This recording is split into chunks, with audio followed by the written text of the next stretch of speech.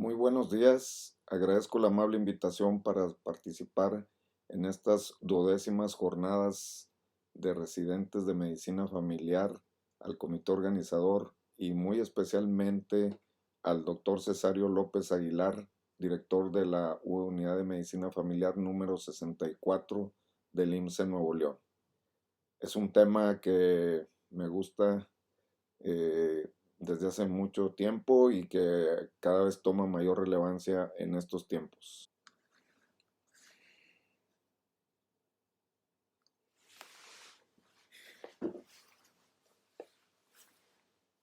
El tema de telemedicina y después el tema de teleconsulta o de telecuidados está englobado dentro de lo que se llama ahora salud digital. Como ustedes ven en esta gráfica compleja de todo lo que forma el sistema que significa la salud digital, implicados de manera importante en todos los países, que es lo que pretende la OMS, los gobiernos, instituciones privadas y el sector salud a través de sus direcciones, sus secretarías de salud de cada país.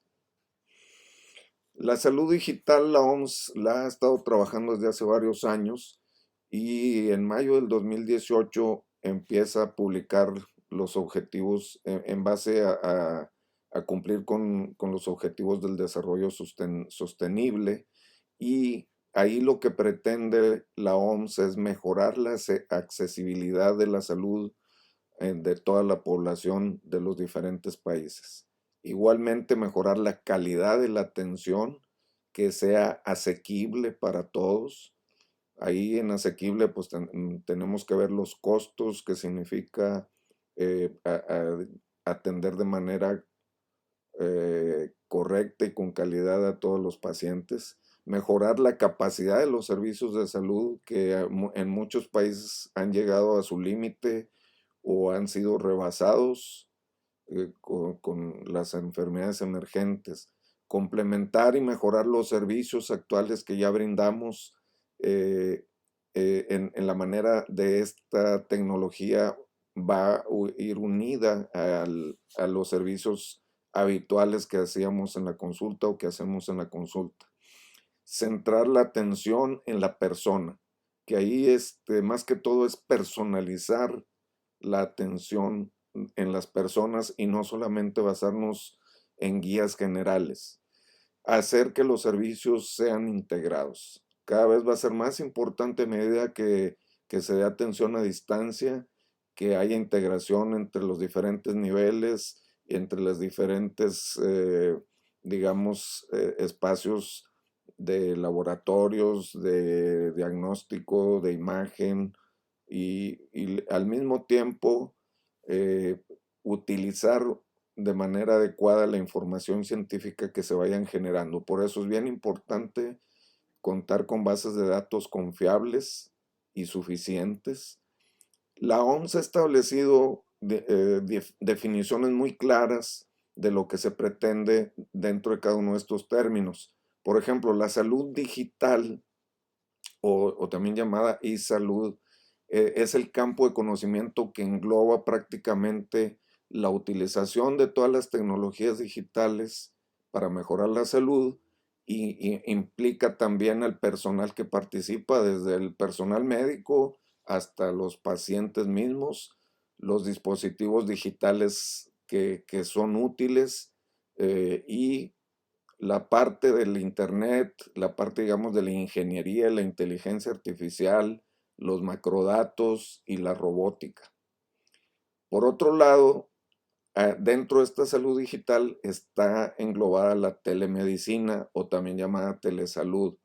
Entonces, la telemedicina ya es la prestación propiamente del servicio médico, con la claridad que es un servicio a distancia, mediante la utilización de las tecnologías de la información, con fines desde pronóstico, diagnóstico, tratamiento, control de las enfermedades y de nuestros pacientes, así como de investigación, evaluación y la formación permanente de los profesionales de salud.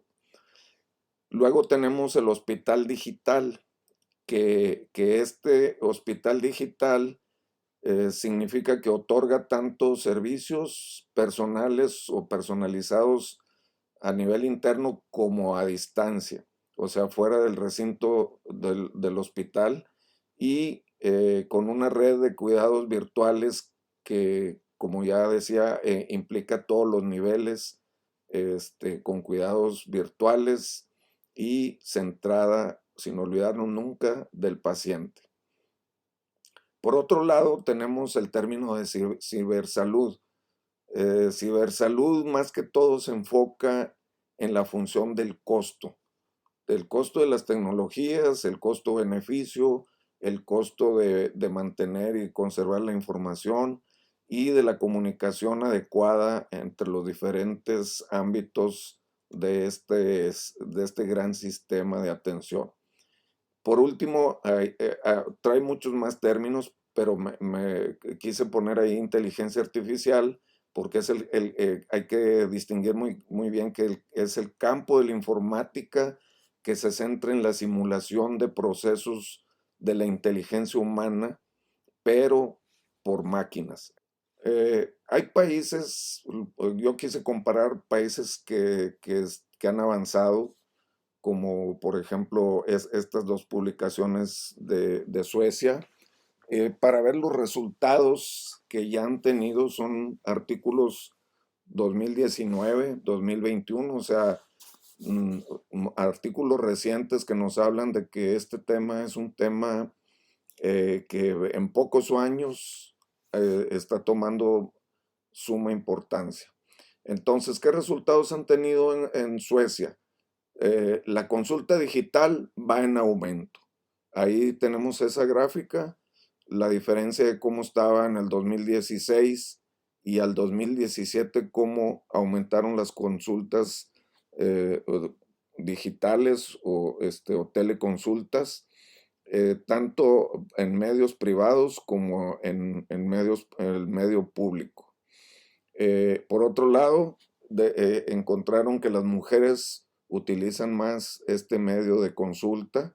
Los jóvenes entre edades de 20 y 35 años son los que más aprovechan, obviamente por su habilidad para manejar todos los gadgets, tanto computadoras, programas, etcétera, de tal manera que los jóvenes son los que predominan en cuanto a la utilización de esta manera de consulta, y luego tenemos las edades medias y ya en menor utilidad para las personas mayores de 55, 60 años. Las áreas urbanas también son las que con más frecuencia hacen uso de estos medios. Los niveles socioeconómicos más altos son los que utilizan más. Y en cuanto a las consultas, descubrieron pues que las personas que tienen ciertos estigmas o diagnósticos psiquiátricos son los que buscan más este tipo de consulta. Las, la mayoría de los pacientes encuestados encontraron que el sistema era seguro y eficiente, la consulta más accesible, disminuyeron las consultas presenciales y el beneficio estuvo en ahorro de tiempo, en ahorro de gastos, de traslado. Otra de las conclusiones a lo que llegaron es que es un buen medio para atender enfermedades menos graves, menos severas o más frecuentes dentro de la atención de primer nivel. Por otro lado, tenemos países, aquí quise comparar con países que tienen limitantes económicas, y esto por mi visión de lo que es México. O sea, en México tenemos ciudades que podemos comparar con Suecia y lugares que podemos comparar aquí, bueno, como el caso de Liberia o de Sri Lanka. Los países africanos como Liberia, que tuvieron los brotes de ébola en 2014 y 2015, pues tuvieron que hacer uso de estos medios digitales para no contagiarse de ébola. Y lo primero que se vio fue la llamada brecha digital, ¿verdad? Esa brecha digital sigue siendo un motivo de preocupación para cualquier país y más para un país tan grande como el nuestro. La falta de equipos, la falta de educación, la falta de preparación, la falta de internet, de contar con la tecnología. ¿Qué se hizo en Liberia a partir de esos brotes de ébola? En el 2018 empezaron a equipar a trabajadores de la salud. Fíjense cómo en el 2018 todavía no estábamos en la pandemia, de tal manera que ya antes de la pandemia de COVID ya se estaba trabajando con tecnología o con telemedicina. Entonces se les dotó de un teléfono a la población, un panel solar y una batería, de tal manera que se pudieran comunicar aún sin electricidad, el celular para poderse comunicar a los servicios de salud. Por otro lado, Sri Lanka, con el apoyo de su gobierno, y muy importante la participación del sector privado para garantizar los datos de los pacientes, hicieron algo similar, ¿verdad? Se amerita legislación, se amerita reglamentos, se amerita contar con supervisión efectiva, porque sabemos que la información que se comparte a través de smartphones o de celulares pudiera ser mal utilizada, ¿verdad? Tiene que estar asegurada esa calidad en cuanto al manejo de la información y también en el manejo ético de la misma. De Singapur, un país rico, esa pequeña isla riquísima, ellos han puesto estos módulos en los dormitorios de trabajadores migrantes y desde ahí ellos pueden comunicarse en caso de una necesidad de atención de salud a través de su celular y de la tablet con la que cuenta el módulo. Cada país está buscando sus estrategias y ahorita vamos a ver cómo podemos nosotros igualmente ir pues tomando lo mejor de cada uno de ellos. ¿Qué está sucediendo, por ejemplo, aquí en Nuevo León? En Nuevo León somos un estado muy avanzado. La telemedicina, como ustedes ven, empezó en el 2001 con con los hospitales rurales y todo el equipamiento que hizo la Secretaría de Salud de Nuevo León en ese momento. Esta telemedicina ocupa pues gran equipamiento, tanto las unidades móviles, las unidades con comunicación satelital, los aparatos para radiografías, los módulos centrales en hospitales, los módulos rurales. Entonces amerita un gran equipamiento que es todavía este sistema sigue funcionando y es muy útil porque que este equipamiento estamos hablando de un, digamos, tercer nivel. Han participado o participan hospitales de Nuevo León, tanto a nivel particular como a nivel público. El Hospital Metropolitano es, creo, la sede central del sistema. Y aquí hay un pequeño error porque hospitales urbanos son aquellos y los rurales son Linares, Galeana y Doctor Arroyo. No cubre por completo cada uno de los municipios, pero estos municipios, unos al norte, otros al sur del estado, pues más o menos forman los centros para establecer esta red. Y en la periferia, los centros de salud, donde se detectan enfermedades que luego son consultadas a través de esta red. Por ejemplo, en la UDEM tenemos uno de los módulos de telemedicina y es ahí prácticamente se dan consultas o teleconsultas de neurología y de oftalmología. Sigue siendo un sistema muy útil. Tiene que llegar al primer nivel y ser accesible con equipos menos costosos, que ameriten menos inversión o que tengan la misma eficacia y costo-beneficio. Hay limitantes, hay muchos artículos que coinciden en las limitantes de la telemedicina. La primera, obviamente, es que no sustituye por completo la consulta personal, ¿verdad? No todas las situaciones clínicas van a poder ser tratadas vía telemedicina. Sobre todo cuando hay un problema o la conexión personal, emocional, la relación médico-paciente, es donde pudiera haber percepciones limitadas. La exploración física no la podemos realizar de manera completa. Y ahí sí, pues va a haber enfermedades que obligatoriamente van a tener que ser presenciales. El otro problema es que en la consulta por telemedicina o teleconsulta, el lenguaje corporal podemos perderlo por la limitante de la imagen, ¿verdad? La dificultad en el uso de las herramientas, ese es un problema para personas mayores o para personas que no tienen el conocimiento o la educación sobre los smartphones, tablets, etcétera, y eso puede limitar la utilidad de estos sistemas. Las personas mayores, dadas nuestras condiciones de que pues no son instrumentos que nacieron con nosotros, o más bien nosotros no nacimos con ellos, limita muchas veces el uso para algunas personas. La habilidad para utilizar la herramienta, eso también es importante, ¿verdad? Porque va de la mano con la comunicación y otro problema es la cultura.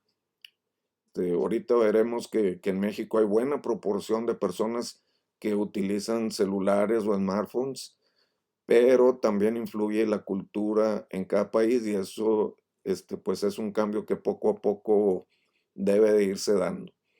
Cuando hablo de eso de que en Liberia les dieron una batería, un panel solar, un celular, me acuerdo de la época de presidente Lázaro Cárdenas, que en algunos ejidos les dio vacas lecheras finísimas, ¿no? Para la producción de leche, y en lugar de producir la leche, las vendieron o las mataron y se las comieron. ¿Qué pasaría si en México reparten un celular, un panel solar, una batería? A lo mejor la venden, ¿verdad? Bueno, fallas técnicas del Internet es otro problema. No solo que falle, sino que tengan Internet. Otra situación es la preferencia del paciente por la consulta digital. El 41% la prefiere personal en este estudio, pero un 60% la prefiere ya de manera virtual y claro, como decíamos, la mayoría son jóvenes o edad mediana. Hay otra situación que se encontró, es la dosificación del medicamento por peso del paciente. O sea, si no tenemos el peso del paciente, va a ser muy difícil poder dosificar a distancia algunos medicamentos que pretendamos recetar. Entonces, resultados, por ejemplo, aquí en este artículo del Reino Unido, ¿qué beneficio hubo con las teleconsultas? Este es un artículo del 2019. Ellos consideraron dentro de sus conclusiones que lo ideal es que los pacientes que veamos por teleconsulta ya hayan consultado en persona con su médico familiar o su médico de primer nivel, de tal manera que ya se conozcan y sea más fácil la interacción de manera virtual. Otro punto es que debe ser una videoconferencia. O sea, tiene que estar viendo el médico a su paciente y su paciente al médico. En algún momento, aquí cuando al inicio de la pandemia, se hablaba de hacer llamadas telefónicas. La llamada telefónica no la podemos despreciar del todo, pero la llamada telefónica no estamos viendo al paciente. Y por ejemplo, ahora con el COVID es importantísimo ver las fases del paciente, ver cómo está respirando, ver su manera de hablar, podemos hasta percibir tirajes, etcétera. Entonces, debe de ser una videoconferencia. El conocimiento del paciente es bien importante de su celular o de su tablet o de su computadora para poder hacer esta llamada de manera eficiente, adecuada y con los resultados deseados. Para el médico familiar y el paciente es un nuevo reto. Todos los nuevos retos, nuevas experiencias nos causan angustia, nos causan cierto rechazo porque no sabemos qué va a pasar, no sabemos si va a suceder algo bueno. Y hay artículos que dicen que muchos médicos no quieren afrontar todavía la consulta digital, sobre todo en los países donde hay pues demanda. Y la otra es porque la consulta puede estar siendo grabada por el paciente. Entonces, en general, ellos consideraron en el Reino Unido que la teleconsulta es positiva, por lo que pretendían de ahorro de tiempo, el ahorro de costos, de la ansiedad que puede provocar el no conseguir una consulta a tiempo, que los sistemas de salud o las consultas están llenas. Para cuadros graves es mejor o muy delicados, va a ser mejor la consulta presencial. Y la otra situación que se encontraron fue con los problemas técnicos que creo que no está exento ningún país, algunos más que otros. En México ya el IMSS, yo sé que el ISSSTE y muchas otras están haciendo consulta telefónica, por ejemplo, para orientación con buenos resultados. Igual la cita por internet o nuestro país está trabajando. También sé que están en un plan de monitoreo de teleconsultas piloteado en varias unidades de medicina familiar, por ejemplo aquí en Nuevo León. Por lo que sé, está haciendo a través de computadoras. Ya estamos viendo que no toda la gente tiene computadora. Entonces, creo que el pilotaje debería de ser sobre la utilización de celulares. Hay una situación en la que, por ejemplo, todavía nosotros estamos limitados. En los países más avanzados, esta consulta, esta teleconsulta o esta consejería, pues en México es con una persona, o sea, entonces tiene su limitante de horario, tiene su limitante de que la persona esté ahí. Y en los países más avanzados ya se utiliza el chatbot o chatbots, que es inteligencia artificial. Todavía nos falta avanzar y en la participación de la ingeniería tecnológica en la generación de estos chatbots para beneficio de las teleconsultas. ¿Qué resultados se han tenido en un resumen aquí del Up to Date en cuanto al uso de la telemedicina? Por ejemplo, en las consultas de diabéticos se ha mejorado ya en trabajos bien hechos, se ha mejorado el control de los pacientes en cuanto a su meta de hemoglobina glicosilada. Hay una retroalimentación más frecuente, dado que no tienen que ir a la clínica. Las edades menores de 55 años y pacientes con hemoglobinas glicosiladas elevadas son los que han tenido una mejoría mayor. Igual los costos en cuanto a tiempo de traslado, tiempos de espera para la cita, tiempos de espera ya en la clínica, todo eso mejoró. Sobre la utilización de la consulta remota, hay algunos pacientes, ahí no es sobreutilización, sino sobreutilización, o sea, pacientes que vieron que es muy fácil y que empezaron a pedir citas de teleconsulta de manera más frecuente. El otro problema que se ha encontrado y que no es bueno, pues es la mayor prescripción de antibióticos, puesto que muchos médicos al no estar explorando al paciente, tienen temor de que se compliquen y sin estar con todas las evidencias, recetan los antibióticos. La legislación en cuanto al uso de esta teleconsulta y de todo lo que hablábamos de la información. Y algo bien importante que ellos ya se dieron cuenta y que aquí no estamos tan atrás es que la telemedicina o la salud digital deben entrar ya a los programas educativos de formación de los residentes de todas las especialidades, de estar modificando sus programas con la introducción de estos temas. ¿Qué pasa en el mundo con la medicina familiar y qué tiene que ver con esto? En estos estudios que se han hecho en otros países donde la medicina familiar está en crisis, como Estados Unidos, en Inglaterra, en varias partes de Europa, vieron estos puntos como para lograr un futuro exitoso de la medicina familiar. En primero es el énfasis en la calidad de la atención, y eso tiene mucho que ver con la educación médica continua.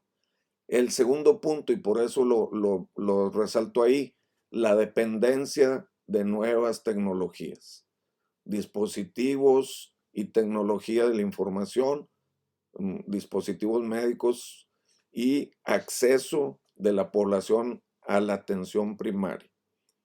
Este acceso va de la mano con esas nuevas tecnologías, producir más investigación. Qué bueno que esta plática, la mayoría de los participantes son residentes. Para mí es un gusto trabajar con médicos jóvenes porque son los que esta visión la deben de tener mucho, muy clara y ver esta gran oportunidad para que sus investigaciones, sus tesis, se vayan guiando también por trabajos sobre tecnología, sobre telemedicina, sobre teleconsulta. Hay muchos temas que si ustedes van hilando en esta plática, les deben de ir despertando interés para investigar. Trabajar con pacientes responsables de su salud. O sea, para que la medicina familiar sea exitosa, nuestros pacientes también tienen que tener educación médica o educación en salud. Para eso, pues tenemos el apoyo de trabajo social, de nosotros mismos como médicos, para dar pláticas educativas que vayan mejorando esta participación y esta cultura de salud de los pacientes. Y por último, algo bien difícil, adquirir el poder político. Aunque político suena así como que politiquería, no. O sea, el poder político, el poder de establecer o de participar en reglamentos, en regulaciones, en legislaciones, desde el punto de vista de la atención primaria. Bueno, ¿se puede o no se puede hacer teleconsulta en México? Lo primero que tenemos que ver que el instrumento más accesible para lograr una teleconsulta, una telemedicina, es el smartphone, los celulares. ¿Qué pasa en México? En México hay 88 millones de personas que utilizan celulares, lo cual corresponde a un 75.5% en cifras del mismo INEGI y el gobierno. ¿Cuántas personas cuentan en México con Internet? 84 millones, un 72%. Hay países donde el Internet es gratis. Hay países donde en muchos lugares el Internet es gratis.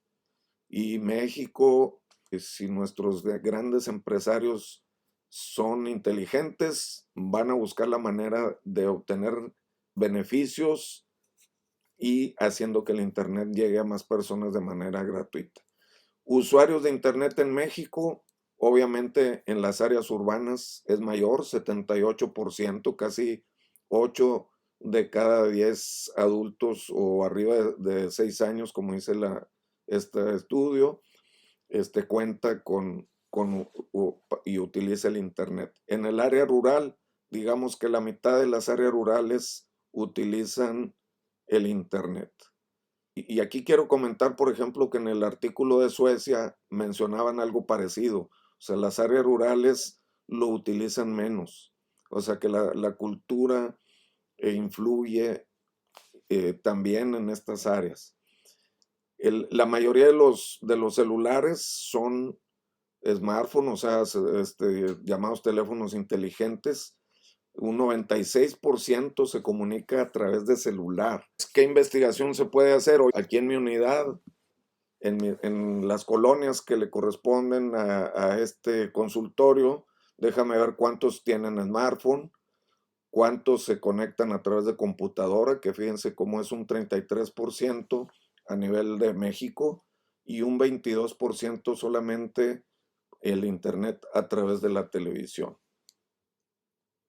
Ya dijimos que enfermedades como diabetes mellitus, en este artículo hipertensión arterial, son enfermedades de gran impacto y que se prestan muy bien para ser controladas a través de teleconsulta. Estos pacientes de manera muy personalizada pueden estar llevando sus registros, pasar a su celular, de ahí a la base de datos, y esta información ser consultada por el mismo paciente, por su médico o la interacción entre paciente y médico a la vez para su análisis, control y manejo de su enfermedad.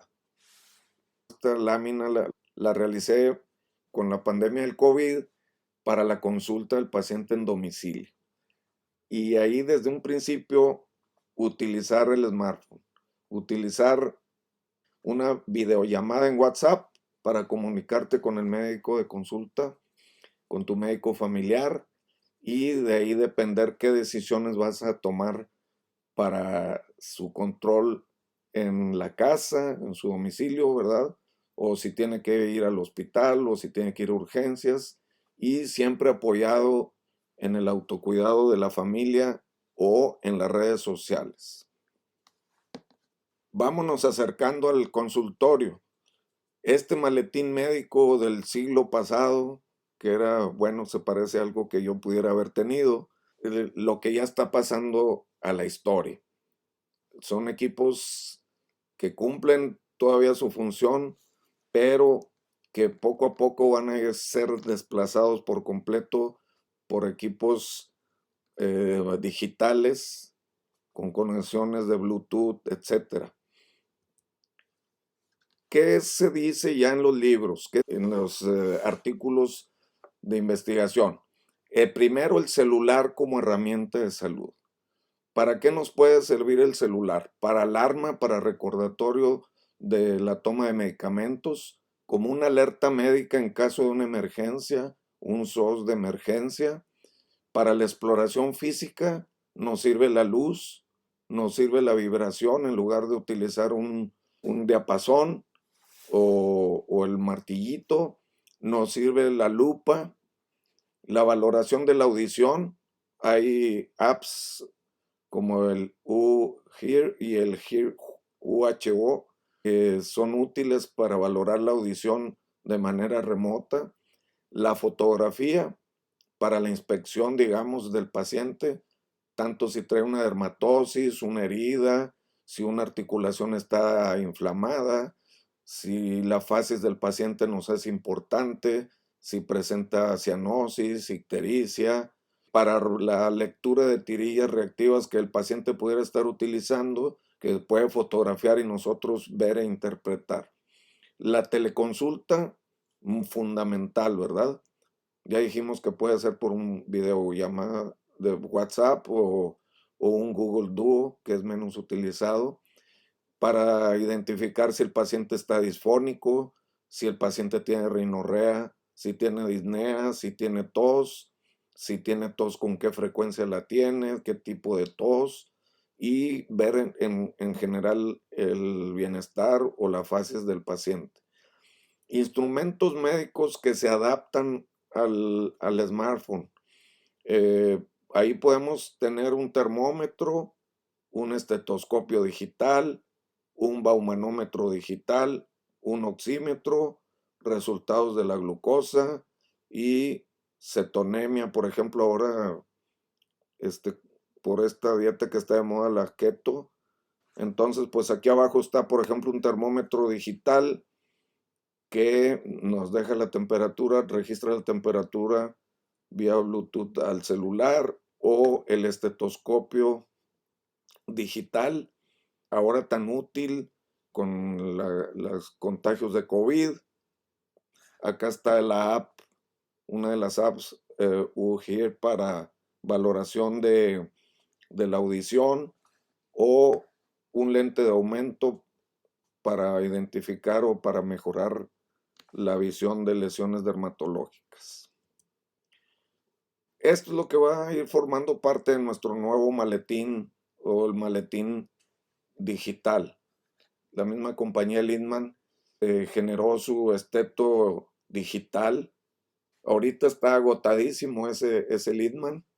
Está esta otra marca, eCore, que también si se fijan, el eCore, pues hasta el paciente lo puede estar en su casa moviéndolo, a ver, muévalo para su corazón, muévalo para acá, y estar nosotros viendo los sonidos, escuchando los sonidos.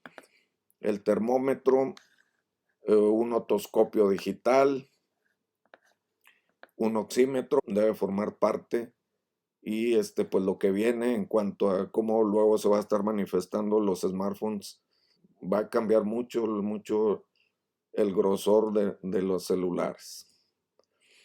También, ya para alguien que quiere ir mejorando su consultorio particular, pues un eco portátil, un oxímetro portátil, un electro portátil, una medición capilar de glucosa a distancia, que esto sería más bien para el paciente, o los relojes inteligentes para salud, donde puede estar tomando la presión, la frecuencia cardíaca, la saturación de oxígeno. Enfermedades que son en las que puede ser muy útil la teleconsulta o la telemedicina: la diabetes mellitus, la hipertensión arterial, tanto en el control como en su prevención de las complicaciones, en la educación del paciente. En el COVID, obviamente el control, la prevención y la prevención de contagios para los pacientes y para el mismo personal médico. Las enfermedades de salud mental que pueden pues causar a veces que los pacientes se sientan incómodos en ir a la visita en la consulta, y enfermedades comunes del primer nivel que pueden ser resueltas muy rápidamente a través de una teleconsulta. Pues yo ya estoy haciendo pequeñas consultas. La semana pasada una escabiasis, rápido, un resfriado común, que ahorita pues siempre y cuando descartes un COVID, etcétera. Entonces, enfermedades que son fáciles de resolver, que no ameritan que vayan a la consulta presencial. ¿Qué apps recomiendo que todo médico familiar debe tener en su celular? En primer lugar, CardioCal. CardioCal es una app producida o elaborada por la Organización Panamericana de la Salud para valorar el riesgo cardiovascular. Entonces, nosotros sabemos que todo paciente adulto debe de contar con la valoración del riesgo cardiovascular. Entonces, es una app importantísima. Nefrocalc, para pacientes que traen alguna sospecha o ya diagnóstico de daño renal. Es muy fácil sacar cualquiera de las dos mediciones más comunes, ¿verdad? El calculador de masa corporal, pues el CardioCalc también lo trae. Aquí es más directo por ejemplo, el BMI calcular. Hay muchos, o pueden traer ahí en una app del CDC que trae la información más reciente de las guías del Centro de Control de Enfermedades de Estados Unidos. Uno de CPR, de primeros auxilios. Obviamente traer el WhatsApp para videollamadas, y una app que nos puede servir también es la lupa con linterna, que la podemos poner en nuestro celular. Esa sí es para que el paciente la tenga, y si trae una lesión, pues la puede él utilizar o nosotros utilizarla en la consulta presencial. Acá pongo, fíjense cómo la compañía Apple y muchas otras compañías ya están interesadas en el área de la salud. De hecho, ellos están fomentando que cualquier persona que sea capaz de desarrollar una app se ponga en contacto con ellos para trabajar en conjunto. Y al mismo tiempo están surgiendo organizaciones como esta Orcha, que es una organización que, como ustedes ven, revisa los contenidos de cuidado y de salud en relación a las apps, o sea, que sean adecuadas éticamente y que se basen en elementos comprobados científicamente. China, que está avanzadísimo en tecnología. Y esto es para, pues ahora con el COVID, ustedes saben, un control férreo a través de inteligencia artificial y algoritmos, que ya hablábamos un poco, el reconocimiento facial para las personas sospechosas de COVID o contagiadas de COVID, el monitoreo de estas imágenes y a ellos, a las personas les otorgan este QR para el control de si puede estar saliendo o debe estar en casa o debe estar aislado, etcétera. Aquí vemos al máximo el uso de las tecnologías de salud, los drones en China, donde anuncian X situación, la utilización de los robots, que eso no es nada nuevo. Por ejemplo, pues en Alemania también los robots forman parte ya del hospital. Por decir uno, en Colonia, Alemania, robots mueven las cargas de medicamentos o de cajas de insumos y no los tiene que estar cargando un humano. Igual los robots sanitizan los cuartos donde hubo un paciente infecto contagioso, de tal manera que los robots forman parte del equipo de salud. Y vean ustedes la capacidad en cuanto a la vacunación para poder vacunar a tantas personas, ¿verdad? Millones de personas. En Monterrey no nos quedamos atrás. Esta es una publicación que la saqué tal cual del norte para no hacer de que no puede llegar hasta el público en general. Este es un robot, un prototipo elaborado por exalumnas de Ingeniería Biomédica de la UDEM y es un robot que pues tiene varias funciones tanto para la atención y cuidados de los pacientes. En conclusión, es muy importante que el Internet sea asequible para todas las personas, para todos los pacientes. La participación de los gobiernos, de nuestros gobiernos y de las compañías del sector privado en la importancia y en todos los elementos que forman parte de la salud digital. Legislación y reglamentos, tanto en la ética, la seguridad y la privacidad para los pacientes y los médicos o el personal de salud. Las bases de datos confiables con capacidad y soporte necesarios. El estudio previo de las comunidades. Ahí es donde nosotros como médicos familiares o a nivel de residencia se pueden hacer múltiples investigaciones y tener una visión real de lo que se puede hacer. Educación de la población y del personal de salud. Súper importante para ir cambiando nuestra cultura también en cuanto a salud. El equipamiento básico. Ya los gobiernos que sean más inteligentes harán como en Liberia, dar smartphones o celulares a lugares remotos y equiparlos lo suficiente para que puedan tener teleconsultas. El tiempo, este es algo que se debe de destinar, de regular, qué tiempo el médico familiar va a dedicar a las teleconsultas. O sea, tiene que ser un tiempo definido. En la consulta privada, pues quisieras que te llamaran a toda hora, ¿verdad?